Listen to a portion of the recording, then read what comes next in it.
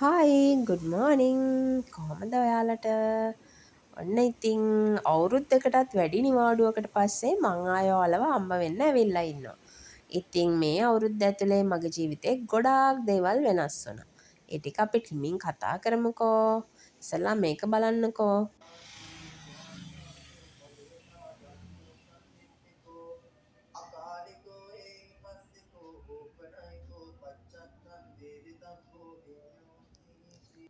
ඉතින් මම අලුත් රෙස්ටරන්ට් එකක් පටන් ගත්තා. ඒක සෙලිබ්‍රේට් කරන්න අපි KFC ආවා. ඒ ඇවිල්ලා යද්දි මෙන්න මෙතන ඇක්සිඩන්ට් එකක් වෙලා. ඉතින් අපි හොයන සල්ලි යහපත්ව හොයන එක කොච්චර හොඳද කියලා මට තේරුනේ මෙන්න මේ ඇක්සිඩන්ට් එක දැක්ක ගමන්. මේ වාහනේ අපේ ලේන් එකේ ඇවිල්ලා ලේන් එක පැනලා තමයි එහා පැත්තට ගිහින් මේ ඇක්සිඩන්ට් එක වුනේ. ඉතින් අපේ පැත්තෙන්ම මේ වාහනේ දිගටම මේ විදිහටම ගියා නම් අපේ රෙස්ටරන්ට් එකේ ෆ්‍රන්ට් එක කඩාගෙන තමයි යන්නේ. ඉතින් සාධාරණ සල්ලි කොච්චර යහපත්ද කියලා බලන්නකෝ. ඉතින් අවුරුද්දක එකහමාරක නිවාඩු කාලේ මම මොනවද කරේ කියලා ඔයගොල්ලෝ හිතනවා ඇතිනේ. ඉතින් මට ඕනේ වුණා අලුත්ම තව බිස්නස් එකක් පටන් ගන්න. මම ඩිසයිනර් කෙනෙක් විදිහට වැඩ කරන ගමන් මට ඕනේ වුණා තව බිස්නස් එකකට අත ගහන්න. මේක මගේ අවුරුදු ගාණක් තිස්සේ හිතේ තිබ්බ අයිඩියා එකක්. ඉතින් මම ඒකට සල්ලි ටිකක් එකතු කරා, තව ආයෝජකයෙක් හෙව්වා. ඉතින් ආයෝජකයෙක් විදිහට කාලයක් තිස්සේ මම දන්න කීප දෙනෙක්ම මේ වැඩේට සම්බන්ධ වුණා. ඉතින් මේ අපේ රෙස්ටරන්ට් එකේ ඉස්සරහින් තමා කතරගම කොළඹ බස් යන්නේ. පරණ පාර. ඒ වගේම මේ අපේ බෑක් යාඩ් එක බලන්න කොච්චර ලස්සනද කියලා. මේ ඉතින් වෙසක් දවස. සොරි පොසොන් දවස. බලන්නකෝ රෙස්ටරන්ට් එක ඕපන් කරද්දිම හෙන්න පෝලිමක්. ඉතින් මෙතන එහා පැත්තේ අයිස්ක්‍රීම් දන්සලකුයි බත් දන්සලකුයි දෙනවා. ඔන්න ටිකකින් පොලිසියනොත් එන්න වුණා දන්සල නිසා. ඊළඟට අපි යනවා දන්සල් වඳින්න. දන්සල් වඳින්න කියලා ගියාට මම නම් ගියේ දන්සල් 5කට විතර. මේ පළවෙනි එක. මේක ගොඩක් රසයි කියලා කට්ටිය කතා වෙලා. දැන් අපේ කට්ටියක් දිගටම වැඩ කරලා මහන්සි වෙලා ඉන්නේ. ඉතින් අපිට හිතුණා අපි පොඩි බ්‍රේක් එකක් ගන්නවා කියලා. ඉතින් ඒ නිසා තමයි අපි උදේවරුව මේ විදිහට ගියේ. ඉතින් බලන්නකෝ මේ දන්සලේ මොනවද දෙන්නේ කියලා.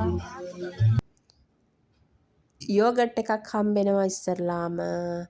ෆ්‍රයිඩ් රයිස් එක, පරිප්පු, cutlet, chicken devil, chilli paste, papadam තමයි හම්බුනේ. මේ අපේ දෙවෙනි දන්සල. ඒකෙන් අපිට අයිස්ක්‍රීම් හම්බුණා. ඒකෙන් ස්ට්‍රෝබෙරි අයිස් අරගෙන ඊළඟ දන්සලෙන් වැනිලා අයිස්ක්‍රීම් කාලා ඊළඟ දන්සලෙන් පොප්සිකල් කාලා අපි ආවා. ඉතින් බලන්නකෝ මේ තියෙන්නේ මාතර දික්වැල්ල අතර තැනක්. මේක හරිම ලස්සනයි. ඩේ 3 එක මේක නම් ටිකක් නිදහසේ ඉන්න ඕනේ කියලා හිතපු දවසක්. ඉතින් බලන්නකෝ එක සතිය ඇතුලේ මොහොත කොච්චර වෙනස් වෙනවද කියලා. මේ දවස්වල වාරකම් නිසා මේ විදිහට මොහොත පොඩ්ඩක් පස්සට ගිහින් තියෙන්නේ. ඒකයි මෙච්චර ගල් පෑදිලා පේන්නේ. ඉතින් මේ දවස්වල මොහොත යන්නේ නැහැ. ඒ වගේම මෙතන නාන්නේ නැහැ. ඒ වගේම මොහොත ටිකක් රළුයි. එතකොට මේ පැත්තේ ඉන්න මිනිස්සු අත්දැකීමෙන්ම දන්නවා මෙතන දැන් නාන්න කරන්න හොඳ නෑ කියලා.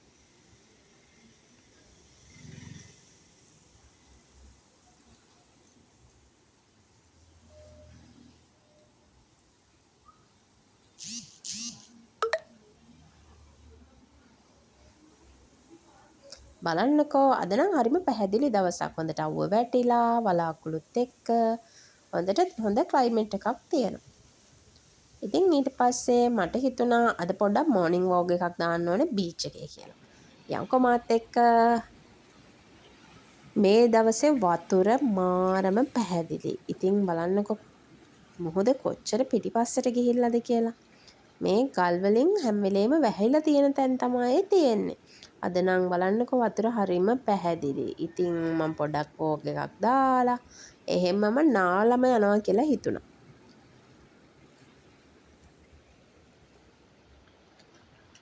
ඉතින් ඕගොල්ලෝ පරණ පාරෙන් කතරගම යනවා නම් ඔයාලට මේ අපේ රෙස්ටරන්ට් එක තියෙන තැන කන්න නාන්න ඒ වගේම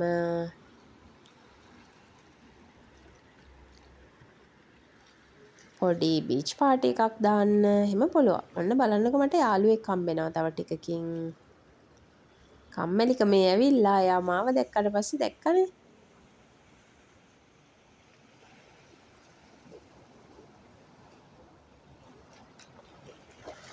ඔන්න ඊළඟට එයාට තව යාළුවෙක් හම්බුණා. මේ පැත්තේ ගෙවල් වල ඉන්න අය. මේගොල්ලෝ මෙහෙම්මම ඇවිල්ලා බීච් එකට ගිහින් නානවා. අර බලන්නකෝ. කෙලින්ම වතුරට බහැලා නාලා තමයි ගෙදර යන්නේ.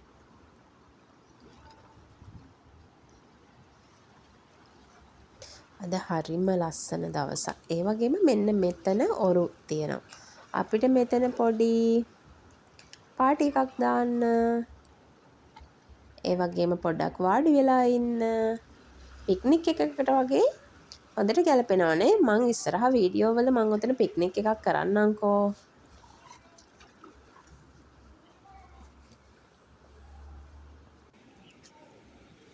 එන්නකෝ යන්න තව ලස්සන තැනක් පෙන්වන්න.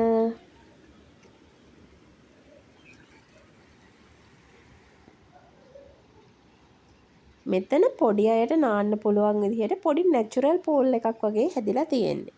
ඉතින් මේ වටේ පිටේ ගොඩක් පොඩි ළමයිව නාන්න මෙතෙන්ට එක්කන් එනවා. මෙතන පොඩි ගල් වලින් වට වෙලා නිකන් පොඩි නැචරල් පූල් එකක් වගේ හැදිලා තියෙන්නේ. ඒ වගේම වතුරත් හරිම පැහැදිලි හදනවා. ඉතින් මම හිතුවා මමත් මෙතනින්ම නානවා කියලා.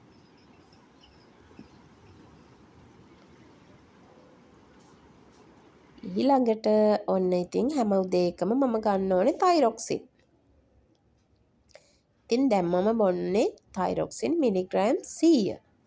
ඒකෙන් පස්සේ මේ වෙද්දි නම් ටිකක් දවල් වෙලානේ මං හිතුවා දවල්ටයි උදේටයි දෙකටම එකපාර කනවා කියලා. ඉතින් මේ තමයි අපේ ස්පෙෂල්ම යන කොත්තු එක.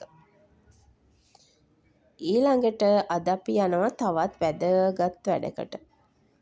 මං ඇවිත් ඉන්නේ ප්‍රාදේශීය ලේකම් කාර්යාලයට. ඉතින් ඕගොල්ලෝ දන්නවනේ ප්‍රාදේශීය ලේකම් කාර්යාලයට එන්නේ මොකටද කියලා. ඉතින් අලුත් බිස්නස් එකක් පටන් ගත්තාම අපි ඒක රෙජිස්ටර් කරන්න ඕනේ. ඒක අපිට තනි පුද්ගල ව්‍යාපාරයක් විදිහට හරි හවුල් ව්‍යාපාරයක් විදිහට හරි රෙජිස්ටර් කරන්න පුළුවන්. ඒ වැඩේ කරගෙන ඊට පස්සේ අපි ආවා එළවලු ගන්න. ඉතින් අපේ රෙස්ටොරන්ට් එක තාම පොඩි තැනක් නිසා අපි උදේට එළවලු අරගෙන ඒ ටිකෙන් තමයි එදා දවසේ කෑම ටික හදන්නේ. ඊළඟට එළවලු ටික තෝරලා තියලා අපි යනවා තොගබඩු කඩේට. ඔන්න ඉතින් මම බෝලියකුත් අරන් යනවා. ඒ කියන්නේ අද අපිට තෙල් ගන්න ඕනේ. ඊළඟට මයිලෝ බිත්තර මේ බලන්නකො මේගොල්ලෝ ගාව ලොකු ඩිස්කවුන්ට් එකක් එක්ක කොච්චර බීම වර්ග තියනවද කියලා. ඊළඟට හොඳ ඔෆර් එකකට මට මෙන්න මේ ෂැම්පූ එක හම්බුණා. මම ඒක ගත්තා. මේ ෆේස් වොෂ් එකත් ගත්තා.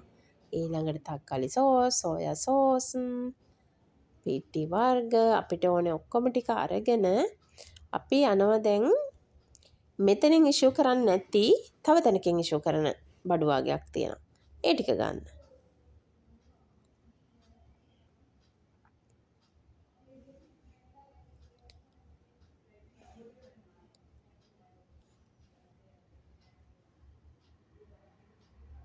වතුර, කොකා කෝලා වගේ ගන්න ඕනේ ඔක්කොම දේවල් අරන් ඔන්න අපි ආවා. ඉතින් මේ අද හොඳටම රස්නේ දවසක් නේ. ඉතින් මට හිතුණා අවකාඩෝ එකක් හදා ගන්නවා කියලා. ඒකත් අරගෙන මං ආවා අපේ බෑක් යාඩ් එකට. බලන්නකෝ දැන් වතුර කොච්චර ලස්සනද කියලා. නිල් පාටට හරිම ලස්සනට තියෙනවා. ඉතින් මේකත් බීලා මෙතන චුට්ටක් බලාගෙන ඉඳලා මගේ ජර්නල් එක ලියලා ඒ දේවල් කරගෙන ඔන්න අපි දැන් වැඩ ටික පටන් ගත්තා. ඉතින් අද අපි දැම්මා ස්පෙෂල් ෆුඩ් එකක් විදිහට මෙන්න මේ සීෆුඩ් ෆැටර් එක. ආය හම්බෙමු.